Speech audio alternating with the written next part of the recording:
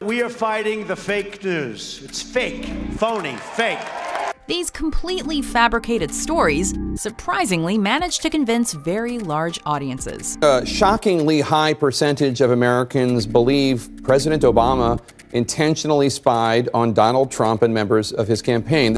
Trump Watch Friday, June 2nd, 2017. Vlad the Impaler, the vampire of Dracula legend, today appeared as a daylight entry into a 21st century tale as gothic as we're going to get. You have attracted people who are determined that ideology is more important than facts.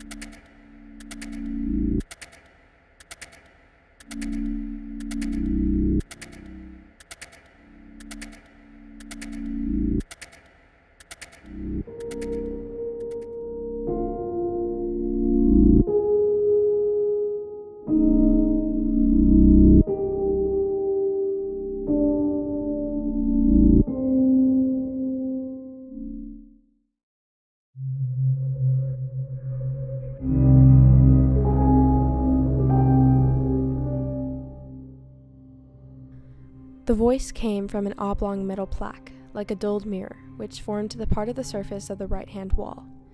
Winston turned a switch, and the voice sank somewhat, though the words were still distinguishable. The instrument, the telescreen it was called, could be dimmed, but there was no way of shutting it off completely. In his classic novel, 1984, George Orwell envisioned a time where technology would become so prevalent that every human would be subject to a constant barrage of information from it.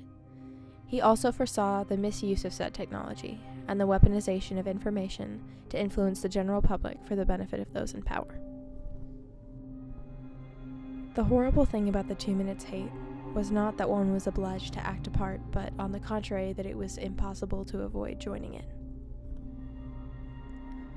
Orwell also predicted a future that is becoming increasingly more relevant to our current society. In Orwell's dystopia, most people are members of the predominant political affiliation known as the party. These party members are given a common enemy, known to all as Emmanuel Goldstein, fallen party member and leader of the opposition.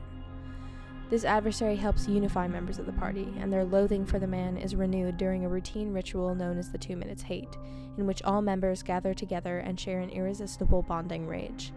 Emmanuel Goldstein, nothing more than a political caricature spun by the party, exists simply to serve a purpose, to manipulate the populace. Orwell's point? To illuminate the ways in which information can be used against people who either cannot obtain it or are simply too lazy to research and come to their own conclusions. To press further, he cautions against ever allowing the world to reach a point at which the facts are not easily accessible to the general public through basic rights such as freedom of speech and freedom of the press. According to Free Press advocate Trevor Timm, freedom of the press has always been the bulwark against secret government, against authoritarianism, and against tyranny. So where is our press right now in terms of reporting the facts, interacting with technology on a global scale, and protecting the rights of the people?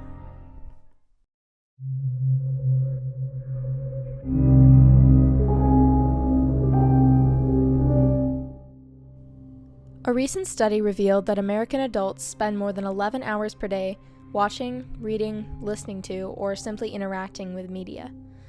With our phones in our pockets, our computers propped comfortably on our desks, and radios and televisions following us wherever we go, our society is rarely unplugged. The amount that we check the news creates a 24-hour demand for new content. Media outlets must participate in this cycle to keep pace. While constant coverage keeps people informed and important news can spread globally within the hour, journalists lack the time and ability to report completely accurate facts on such short notice. The range of perspectives on one issue narrows, and the constant unending cycle of hurried journalism leads reporters to rely on their natural bias and unsubstantiated information. Competition between outlets to come up with catchy clickbait titles is part of the 24-hour process to attract more readers and advertisers. Bias, misinformation, profit motive, and speed of production often creates a perfect situation for fake news to replace real news. In January of 2019, Covington Catholic students were gathered in a group, wearing Donald Trump's trademark Make America Great Again ball caps. Partial video footage of the students allegedly harassing a Native American veteran quickly went viral, provoking widespread condemnation of the kids on social media. What failed to be reported until later was that the students had been verbally tormented by members of a religious sect called the Black Hebrew Israelites. Phillips, the Native American veteran, put himself between the teens and the black nationalists, chanting and drumming as he marched straight into the middle of the group of young people. According to some sources, the group of young adults taunted and made fun of the man. According to others, they were simply confused as to why he suddenly appeared and reacted accordingly. The point is that nobody actually agrees on what went down. Several minutes of footage exist of these interactions, all interpreted in different ways and spun into different stories by people who were there and people who were not. Some news sources passionately defended the kids, and some lambasted them and their political affiliation with gusto. In all the hubbub of hearsay, sound bites, carefully edited iPhone footage, and biased articles, it's difficult to even work out what truly happened. The media acted a little too quickly, and within 24 hours, the kids and the veteran were either angels or demons, not humans. We see this same sort of fabrication with works such as The Agony and the Ecstasy of Steve Jobs, a piece by Mike Daisey, who made up most of said piece. Daisey's work has been referred to as fake but accurate, suggesting that people are willing to wave away the fact that the story is fabricated, but instead just focus on how it might be real, or how they wish it was real. In the same way, all over the globe, people are being fed what they want to hear. Companies like Google track our searches, data, likes and dislikes, and stores that information for later, and uses it to customize what people see through internet media. Our own information, from the everyday to the deeply personal, is being weaponized against us with military efficiency. If you identify as a Democrat and constantly like or visit pages with Democratic titles or ideas, it's likely you'll see more of that ideology popping up in your feed, and vice versa with Republicans and any other political parties. In an article from the Washington Post entitled "The Crisis in Local Journalism Has Become a Crisis in Democracy," the authors highlight the death of newspapers as a whole.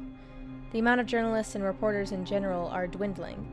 News sources are no longer sending their employees out to experience and report on an event. With less local reporting, residents come to understand each other less well. Fellow citizens become caricatures rather than neighbors, and we become more polarized. People rely more on national sources, which tend to be ideologically driven. By contrast, local issues often cross party boundaries.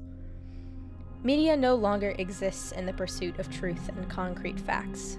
Instead, it is a device through which corporations, organizations, political parties, etc. attempt to pull people from one side to another, and accumulate more people on their side. Articles often do this by dumbing down the other side's point of view into nothing but a straw man argument that they can easily knock down. Others try to demonize opposing viewpoints and rally people through hatred and biased language. Some even tweak the truth in order to gain loyalty.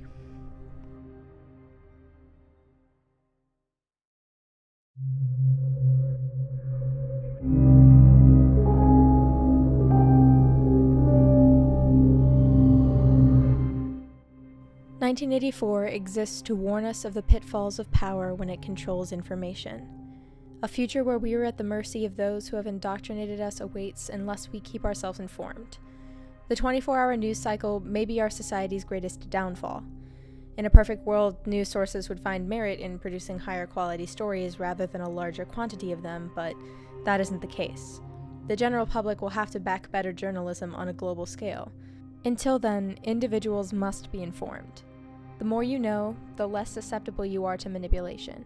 Learn how to spot fake news and pay attention to accuracy, citations, credentials, and possible bias based on the source. Avoid clicking on ridiculous headlines and pull your information from multiple sources. Be open to the possibility that you are wrong, and always take a look into the other side's point of view.